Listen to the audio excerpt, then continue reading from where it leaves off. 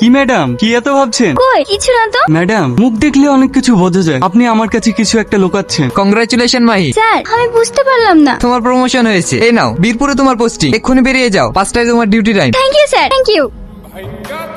Shrabani, yes sir. আজ থেকে মাহির জায়গায় তুমি কাজ করবে। ঠিক আছে স্যার। শাহিনের কাল বাদ পরশুদিন ফাঁসি। ওর কোনো শেষ ইচ্ছা থাকলে জিজ্ঞেস করে নিও। ঠিক আছে স্যার, এই নিয়ে আপনাকে চিন্তা করতে হবে না।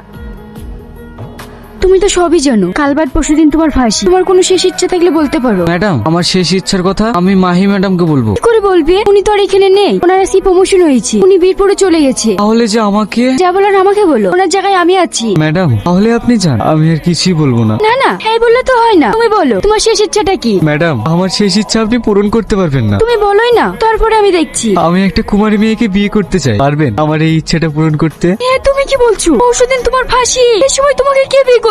আমার শেষ ইচ্ছার কথা আপনাকে বললাম। ইচ্ছা হলে পূরণ করবেন, না হলে করবেন না। ঠিক আছে, আমি দেখছি কি করা যায়।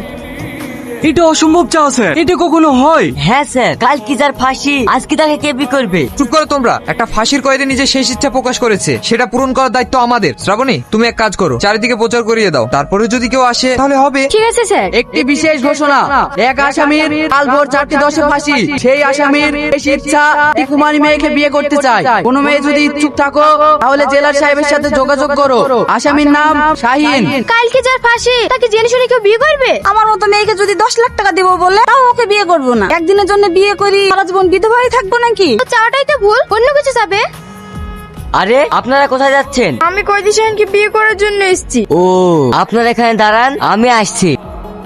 স্যার, কয়েদি শাহিনকে বিয়ে করার জন্য একটা মেয়ে এসছে। ঠিক আছে, ওকে ভিতরে পাঠিয়ে দাও। এইবার আসুন।